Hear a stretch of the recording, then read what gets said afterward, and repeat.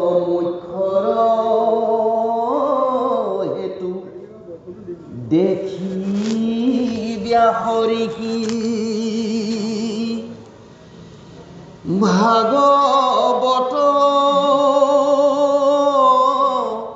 শাস্ত্ৰ পাছে কৰিলা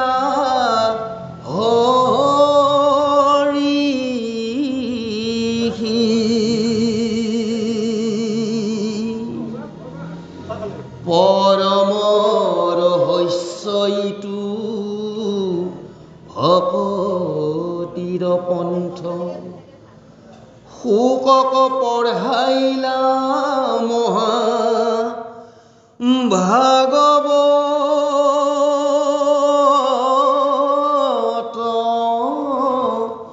গ্ৰন্থ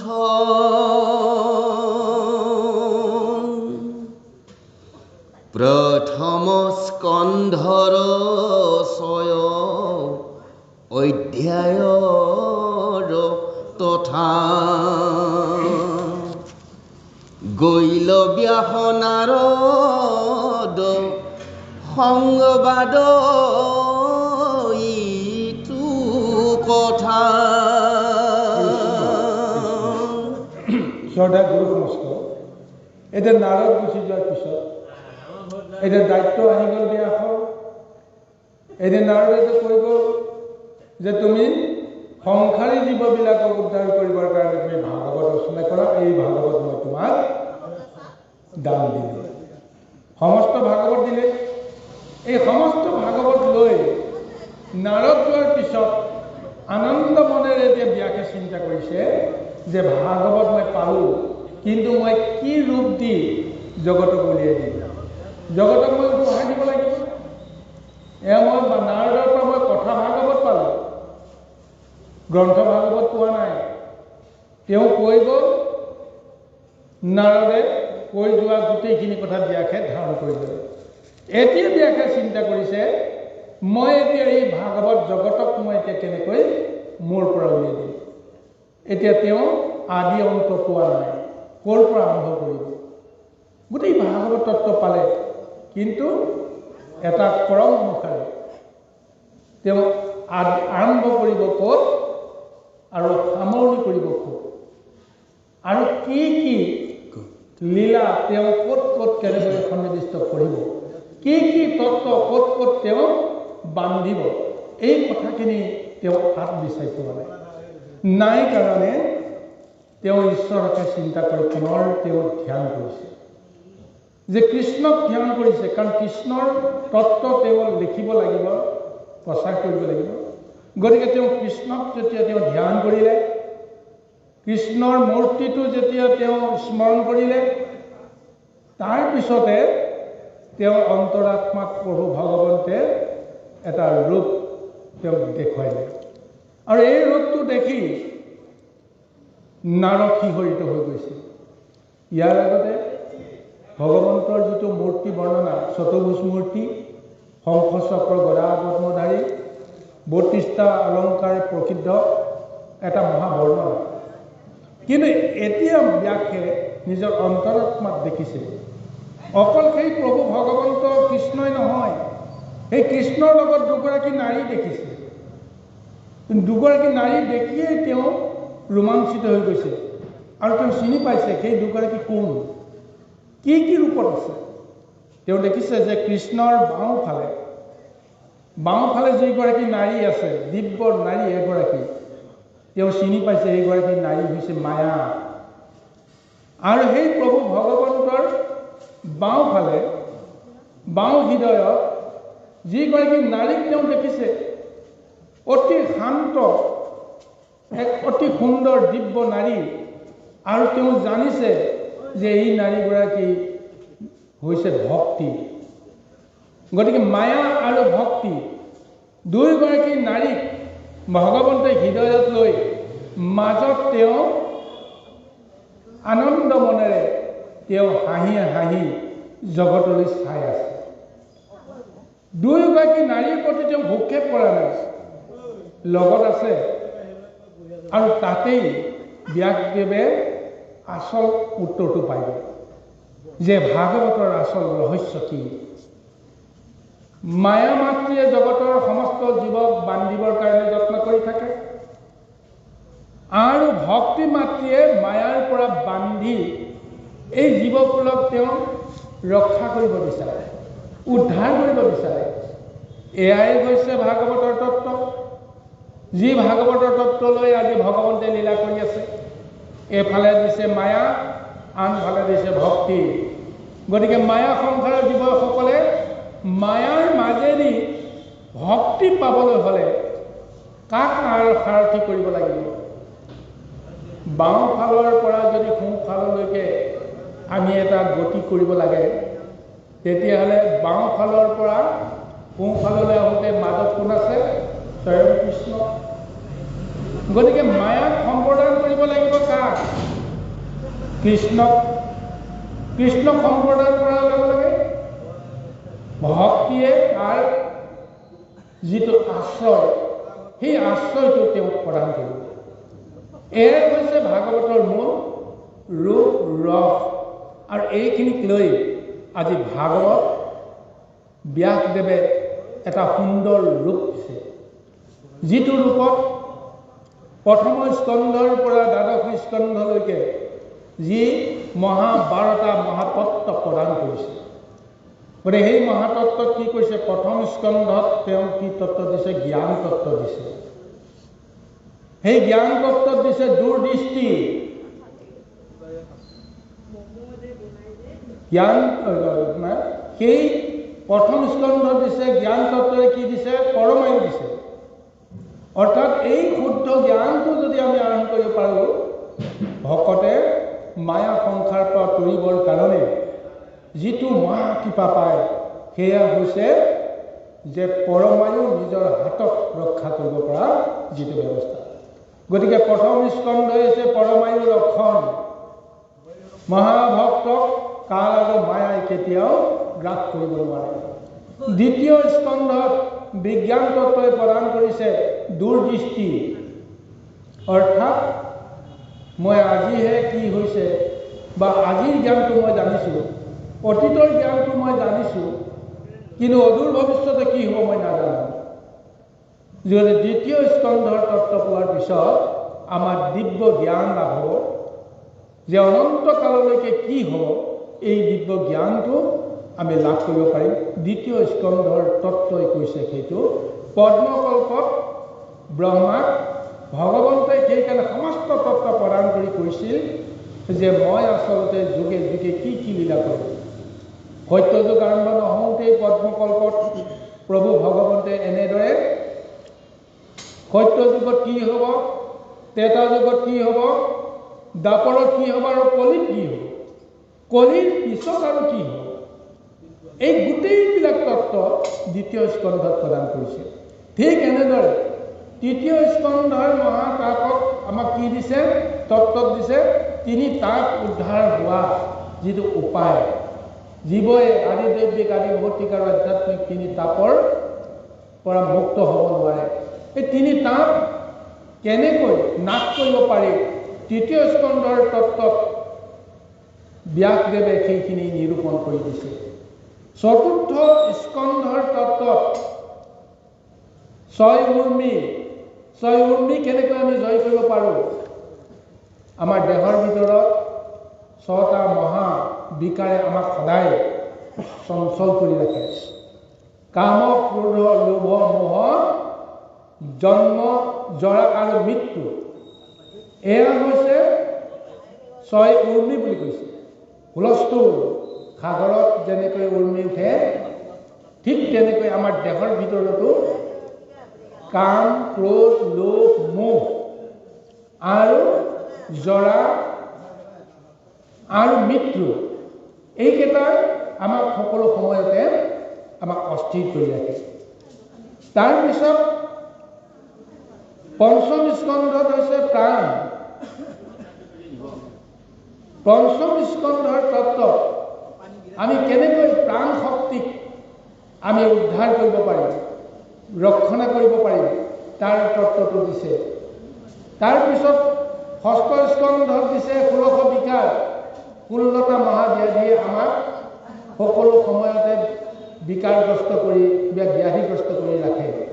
সেয়া হৈছে দশ ইন্দ্ৰিয় মহা আকৰ্ষণ, মনৰ সৈতে একাদশ, আৰু তাৰপিছত 6 ঋতু, কাম, ক্ৰোধ, লোভ, মোহ, মাদ, মৎসৰ্য। ঠিক এনেদৰে আৰু কিছু সকলে কয় পঞ্চভূত। এই পঞ্চভূত আৰু মনকে দশ ইন্দ্ৰিয়কে কোৱা হয় ষোড়শ বিকাৰ। তাৰপিছত বিজ্ঞান তত্ত্ব আৰম্ভ হৈ 7 আৱৰণৰ তত্ত্ব আহিব যে আমাৰ দেহটো কিহেৰে গঠিত, কি আৱৰণেৰে গঠিত। এইখিনি জনাৰ পিছত আমাৰ অহংকাৰ বুলিবলৈ একো নাথাকিব। কাৰণ ভগৱন্তে বনাই দিয়া দেহত কি মিলি ভগৱন্তে লীলা কৰি আছে সেইখিনি আমি সপ্তম স্কন্ধৰ ভক্তি তত্ত্বৰ জৰিয়তে আমি জানিব পাৰিম। অষ্টম স্কন্ধত আহিব সেই ভক্তিৰ আচৰণটো, অষ্টদল পদ্ম, কেনেকৈ প্ৰভু ভগৱন্তে 8টা পাহিযুক্ত ভক্তি পুষ্প দেহৰ ভিতৰত প্ৰদান কৰে, সেইখিনি যদি আমি জানিব পাৰোঁ তেতিয়াহ'লে আমি ঈশ্বৰক ভক্তি কৰাৰ এটা সুপথ এটা পাম। আৰু সেইখিনি কৰিবলৈ যাওঁতে নৱম স্কন্ধত দিছে নৱদ্বাৰ শুদ্ধ কৰাৰ যিটো ব্যৱস্থা। কাৰণ এইখন দেহত সদায় নৱদ্বাৰৰ জৰিয়তে প্ৰভু ভগৱন্তে লীলা কৰি আছে। সেই নৱদ্বাৰ শুদ্ধ কৰাৰ ব্যৱস্থাটো সন্নিৱিষ্ট কৰিবৰ কাৰণে ব্যাসে প্ৰযত্ন কৰিছে। আৰু সেইখিনি কৰিবলৈ যাওঁতে দশ ইন্দ্ৰিয় কেনেকৈ শুদ্ধ এটা ৰূপ দিব লাগে, প্ৰভু ভগৱন্তৰ লীলামালাই, কৃষ্ণ লীলামালাই এই দশ ইন্দ্ৰিয় শুদ্ধ কৰাৰ ব্যৱস্থাটো প্ৰদান কৰিছে। আৰু এইখিনি পোৱাৰ পিছত নৱদ্বাৰ শুদ্ধ, দশ ইন্দ্ৰিয় শুদ্ধ হোৱাৰ পিছত জীৱাত্মা ৰূপে নিজকে চিনি পায়, মই কোন, মই ক'ৰ পৰা আহিছোঁ। আৰু তাৰপিছত দ্বাদশত পৰমাত্মা ৰূপে প্ৰভু ভগৱন্তে সেই ভক্তক ৰক্ষা কৰিব। আজি এই মহাভাগৱতৰ 12টা মহাতত্ত্ব আজি ভক্তি সাধনাৰ মাৰ্গেৰে আজি ব্যাসে ভগৱন্তৰ এই মূৰ্তিতে তেওঁ সমস্তখিনি হৃদয়ংগম কৰিব পাৰিছে। ভগৱন্তে তেওঁ একো কোৱা নাই, নাৰদে কৈ যোৱাৰ পিছত কেৱল তেওঁ হৃদয়ত দেখুৱাইছে যে মোৰ বাওঁফালে আছে মায়া, সোঁফালে আছে ভক্তি, মাজত মই নিৰ্বিকাৰ, দুয়োগৰাকীকে মই এৰিব নোৱাৰোঁ। ইয়াৰ মাজেৰে এই মহাভাগৱতৰ তত্ত্ব আজি ভাগৱত ৰূপত ব্যাসদেৱে নিজে এক ৰূপ দিছে। আৰু সেইখিনি তেওঁৰ নিজৰ পুত্ৰ শুকক তেওঁ সুন্দৰভাৱে সেইখিনি তেওঁ প্ৰদান কৰিছে। আৰু এইকাৰণে কৈছে বন্ধৰ মুখৰ হেতু দেখি ব্যাসৰ লিখি, ভাগৱত শাস্ত্ৰ পাছে কৰিলা হৰিকি, পৰম ৰহস্য এইটো ভকতিৰ পন্থ, শুকক পঢ়াইলা মহা ভাগৱত গ্ৰন্থ। ব্যাসে বুজি পাইছে যে এই মহাভাগৱত মই নাৰদৰ পৰা পালোঁ, কিন্তু এই মহাভাগৱত মই যিহেতু মায়াত ভুগি আছোঁ, গতিকে নিৰ্গুণ শাস্ত্ৰ মহাভাগৱত মই এজন নিৰ্গুণ পুৰুষকে প্ৰদান কৰিব লাগিব। মোৰ হাতেৰে, মোৰ মুখেৰে এই ভাগৱত যদি জগতে পায় তেতিয়াহ'লে জগতৰ কেতিয়াও লাভ নহ'ব। সেইকাৰণে তেওঁ নিজৰ পুত্ৰ শুকক তেওঁ নিৰ্গুণ পুৰুষ বুলি তেওঁ জানে, আৰু সেইকাৰণে এই মহাভাগৱত শুকক প্ৰদান কৰিছে। আহক ইয়াৰ পিছত মহা উপদেশ এটা প্ৰদান কৰিছে, আৰু এই উপদেশৰ মাজতে আমি কৃষ্ণ শুনা সামাজিক জন মহাভাগৱত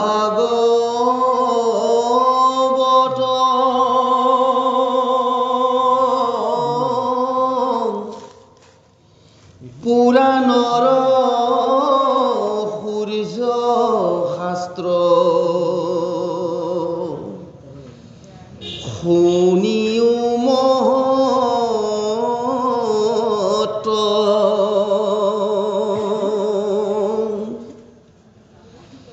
হুয়া এক শৰণ যি জনে শুনে আকৌ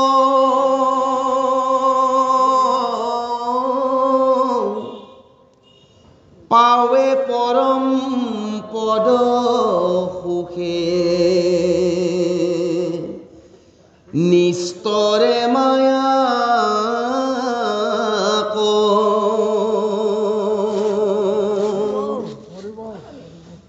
বৈকুণ্ঠৰ শাস্ত্ৰ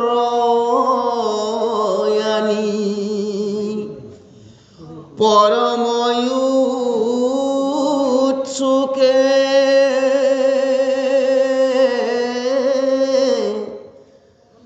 সাংসাৰিক কৰি কৃপা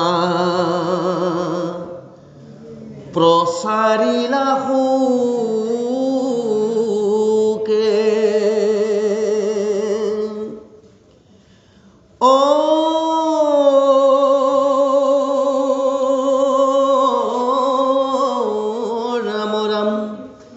জানি এক চিত্তে নিতে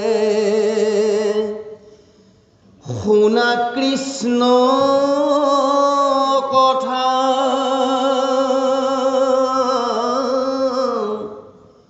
ইহে নমনুষ্য জন্ম নকৰিও বৃথা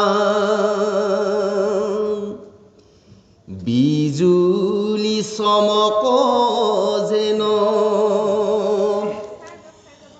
অথিৰ জীৱন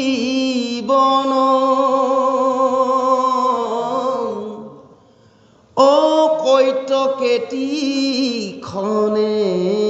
পৰে ইহে শৰীৰ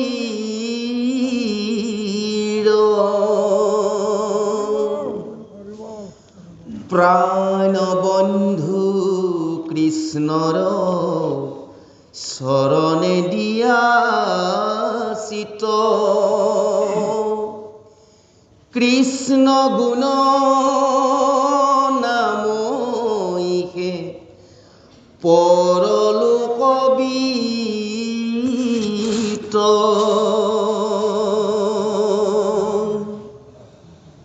জানি হৰি ভকতিত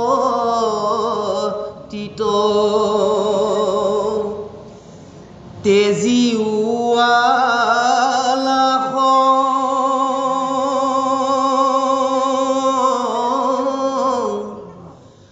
আউৰ কি মনুষ্য হইবা এৰাইতো আহ হতৰে গলত বান্ধা মাধৱৰ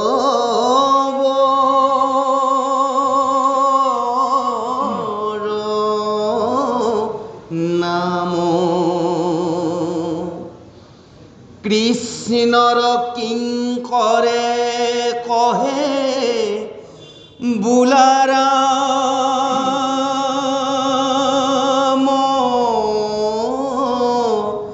ৰাম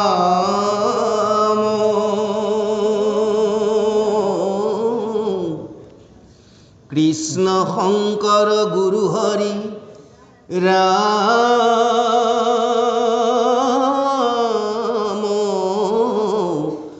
ও হৰি ৰাম ৰাম হৰি ৰাম জয় কৃষ্ণ। হে গুৰু সমস্ত যি মহাভাগৱত আজি ব্যাসে পুনৰ ৰচনা কৰিলে এই মহাভাগৱতকে আদি কৰি ব্যাসেইটোৰ সমস্ত শাস্ত্ৰ তেওঁ প্ৰণয়ন কৰিছে। তাৰ ভিতৰত 14 শাস্ত্ৰ 18 পুৰাণ বেদ উপনিষদ এই সমস্তবিলাক আছে। এই সমস্ত শাস্ত্ৰৰ ভিতৰত এই মহাভাগৱত কৈছে সূৰ্য শাস্ত্ৰ। আকাশত অনেক তৰা থাকে, গ্ৰহ থাকে, নক্ষত্ৰ থাকে, কিন্তু সূৰ্যৰ ৰশ্মিত সমস্তবিলাক তল পৰি যায়। হেৰাই যায়, অদৃশ্য হৈ যায়। তদ্ৰু একেই মহামুনি ব্যাসে এই সৰ্বশাস্ত্ৰ ৰচনা কৰিলে আৰু এই সৰ্বশাস্ত্ৰ ৰচনাকাৰক ব্যাসদেৱে ভাগৱত ৰচনা কৰাৰ পিছত আৰু অন্য শাস্ত্ৰ ৰচনা কৰাৰ কোনো প্ৰয়োজন নোহোৱা হৈ গ'ল। আৰু এই ভাগৱত শাস্ত্ৰই হৈছে সূৰ্য শাস্ত্ৰ বুলি কৈছে। পুৰাণৰ সূৰ্য বুলি কোৱা হৈছে। 18 পুৰাণৰ ভিতৰত ভাগৱত পুৰাণো এখন। আৰু এই ভাগৱত পুৰাণৰ যি মহাশক্তি অন্য পুৰাণৰ লগত তাক তুলনা কৰিব পৰা নাযায়। সেইকাৰণে গুৰু সমস্ত যে আমি ভাগৱতত যিখিনি ৰহস্য তত্ত্ব আমি ইয়াত পাইছোঁ, বৰ্ণনা পাইছোঁ, ইয়াকে আমি সৰ্বশ্ৰেষ্ঠ জ্ঞান কৰিব লগা হয়। কিন্তু যদি পুৰাণত কিবা এটা আখ্যান আছে, সেই আখ্যানটোৰ লগত ভাগৱতৰ আখ্যান মিলা নাই, কোনোবা জনে যদি কয় যে ভাগৱতত এইটো ভুল লিখিছে, কাৰণ তেওঁ ভাগৱত তেওঁ পোৱা নাই, তেওঁ পুৰাণহে প্ৰথমতে পালে, গতিকে সেই পুৰাণৰ তত্ত্বটো আমি যেতিয়া ভাগৱতত যেতিয়া মিলাবলৈ বিচাৰিছে, ভাগৱতত যেতিয়া মিল খোৱা নাই, তেতিয়া তেওঁ হয়তো ক'ব পাৰে যে ভাগৱতত এইটো কিয় ভুল লিখিলে। গতিকে আমি তাৰ তত্ত্বটো এটাই কথা বুজিব লাগিব, পুৰাণত কিবা এটা ভুল থাকিব পাৰে, কিন্তু ভাগৱতত ভুল থাকিব নোৱাৰে। যদি আমি মিলাব জনা নাই, তেতিয়াহ'লে আমি তাৰ ৰহস্যটো বুজিব পৰা নাই। অন্ততঃ আমি তেনেকৈয়ে ভাবিব লাগিব। কিন্তু গ্ৰন্থ আমি কেতিয়াও নিন্দা কৰিব নোৱাৰোঁ যে পুৰাণত ভুল। পুৰাণে কিয় ভুল কৰিলে? কাৰণ ব্যাসে ৰচনা কৰা মানে ভগৱতে ৰচনা কৰা। এই পুৰাণে কেতিয়াও ভুল কৰিব নোৱাৰে, কাৰণ পুৰাণ ৰচনাকাৰকজন ভগৱন্তৰ 24টা অৱতাৰৰ ভিতৰত তেওঁ এক অৱতাৰ হৈছে মহামুনি ব্যাস। গতিকে সৃষ্টিৰ লীলাৰ কাৰণত, ৰহস্যৰ কাৰণত হয়তো কাৰোবাক দৃষ্টিত হয়তো ভুল হিচাপে কিবা এটা দেখুৱাই তেওঁ মায়া কৰিব পাৰে। গতিকে ৰহস্যৰো ৰহস্য, পৰম ৰহস্য তত্ত্বটো আমি ভাগৱতৰ জৰিয়তে আমি নিশ্চয় উদ্ধাৰ কৰিব লাগিব। আৰু সেইকাৰণে কৈছে বৈকুণ্ঠৰ শাস্ত্ৰ আনি পৰম উৎসুকে সাংসাৰিক কৃপা কৰি প্ৰচাৰিলা সুকে। এই মহাবৈকুণ্ঠৰ ভাগৱত শাস্ত্ৰ কিয় আজি মৰ্ত্যত প্ৰকাশ কৰিব লগা হৈছে? জগতৰ লোকসকলক কৃপা কৰিবৰ কাৰণে, নাম ধৰ্ম প্ৰচাৰ কৰিবৰ কাৰণে আৰু বলি নৰসকলক উদ্ধাৰ কৰিবৰ কাৰণে। এই কাৰণে আমাক ভাগৱতে এক মহা উপদেশ দিছে যে জানি এক চিত্তে নিতে শুনা কৃষ্ণ কথা, ইহেন মনুষ্য জন্ম নকৰিও বৃথা। মনুষ্য জন্মটো লোৱাৰ অৰ্থই হৈছে আমি সংসাৰৰ পৰা মুক্তি পোৱা। 84 লক্ষ যদি জীৱ সংসাৰত ভগৱন্তে সৃষ্টি কৰাইছে, প্ৰৱৰ্তন কৰাইছে, কিন্তু সেই জীৱবিলাকে মুক্তি নাপায়। মুক্তি যদি পাব লাগে মনুষ্য ৰূপে জন্মগ্ৰহণ কৰা জীৱসকলেহে পাব। গতিকে এইকাৰণে আজি আমাক ভাগৱত শাস্ত্ৰই উপদেশ দিছে, যি মনুষ্য জীৱন আমি লাভ কৰিছোঁ, এই মনুষ্য জীৱন খন্তেকীয়া। বিজুলীৰ এটা চিকমিকনিৰ দৰে আমাৰ দেহ কোন মুহূৰ্তত লয় হৈ যাব ক'ব নোৱাৰে। এই দেখিলেও এই নাইকিয়া হৈ যাব পাৰে। গতিকে এই দেহটো কোনে ধাৰণ কৰি আছে? যিজনে আমাক এই দেহটো ধাৰণ কৰি আছে, সেইজনকে আমি বুজিবলৈ যত্ন কৰিব লাগিব। তেওঁ যিমান দিনলৈকে আমাক ৰক্ষা কৰি থাকে, সিমান দিনলৈকে আমি এই দেহটো মোৰ বুলি আমি অহংকাৰ কৰোঁ, মোৰ বুলি দাবী কৰোঁ, আৰু মায়াত মজি আমি নিজকে চিনিব নোৱাৰা হওঁ। সেইকাৰণে কৈছে প্ৰাণবন্ধু কৃষ্ণৰ চৰণে দিয়া চিত্ত, কৃষ্ণ গুণৰ নাম লিখে পৰলোক বৃত্ত। আৰু ভাগৱতে আমাক এই তত্ত্বটোকে কৈছে যে প্ৰাণবন্ধু কৃষ্ণ, বন্ধুৱে বন্ধুক কেতিয়াও ত্যাগ নকৰে। সঁচা বন্ধু যদি হয়, সঁচা বান্ধৱ যদি হয়, বিপদ আৰু সম্পদ কোনো কালেই তেওঁ এৰিব নোৱাৰে। তদ্ৰূপ আমাৰ দেহটোত যিমানেই দুখ যন্ত্ৰণাত কাতৰ হৈ নাথাকক কিয়, ভগৱন্তজনে কিন্তু আমাক এৰি থৈ সহজতে নাযায়। কিয়? তেওঁৰ আপদতো তেওঁ লৈ আছে। তেওঁ আছে কাৰণে আমি দুখ সুখ অনুভৱবিলাক কৰিব পাৰিছোঁ। তেওঁ কিয় আছে আমি এই কথাটো আমি বুজিবলৈ যত্ন কৰাটো দৰকাৰ। সেইকাৰণে কৈছে কৃষ্ণ গুণৰ নাম হৈছে পৰলোক বৃত্ত। যিজন কৃষ্ণই আমাক ৰক্ষা কৰি আছে, গতিকে তেওঁৰ নাম ল'লে আমি অসাধ্য সাধন কৰিব পাৰোঁ। আমি পৰলোকলৈ যাওঁতে আমি এটা পৰলোকৰ বিত্ত লৈ যাব লাগিব, ধন লৈ যাব লাগিব। এইখন সংসাৰলৈ আহোঁতেও আমি পৰলোকৰ পূৰ্বলোকৰ পৰা আমি এটা অৰ্থ লৈ আহিছিলোঁ, ধন এটা লৈ আহিছিলোঁ, পৰম ধন লৈ আহিছিলোঁ। সেই ধনৰ জৰিয়তে আমি মনুষ্য তৰু হিচাপে জন্মগ্ৰহণ কৰিছোঁ আৰু সেই পৰম ধনটোক লৈয়ে আমি সংসাৰত লীলা কৰি আছোঁ। আৰু যদি পৰজন্মলৈকে যাব লাগে, এই জন্মটো শেষ হোৱাৰ পিছত অন্য এটা জন্মলৈ যাব লাগে, তেতিয়াহ'লে পৰলোকৰ বিধ হিচাপে কৃষ্ণৰ গুণনামৰ জৰিয়তে এক মহাধন আমি লৈ যাব পাৰিব লাগিব। সেই ধনটো হৈছে ভক্তিৰ ধন। সেই ভক্তিৰ ধনটো যদি লৈ যাওঁ, তেতিয়াহ'লে পৰলোকত আমি সুগতি নিশ্চয় পাম। সেইকাৰণে কৈছে জানি কৰি ভকতিটো তেজিও আলা, আউলকি মনুষ্য কৰিবা এৰাইটো আ। সেইকাৰণে সেই নৰসকল কৃষ্ণক ভক্তি কৰিবৰ কাৰণে এলাহ, আমনি, এই সমস্তবিলাক ত্যাগ কৰা। এই মনুষ্য জন্মতেই যি ঈশ্বৰক ভক্তি কৰিব পাৰিবা, কিবা কাৰণে যদি এই মনুষ্য জন্মটো আমি হেৰুৱাই পেলাওঁ, আকৌ মই মনুষ্য জন্ম পাম নে নাপাম তাৰ কোনো গেৰাণ্টি নাই। সেইকাৰণে কৈছে যে এই মাধৱৰ নাম আমি সততে আমি গলত বান্ধিব পাৰিলে, তেওঁৰ নাম ল'ব পাৰিলে আমি এইখন সংসাৰৰ পৰা মহামুক্তি পাব পাৰিম। এয়াই হৈছে মহাভাগৱতৰ মহা উপদেশ। কৃষ্ণ কৃষ্ণ।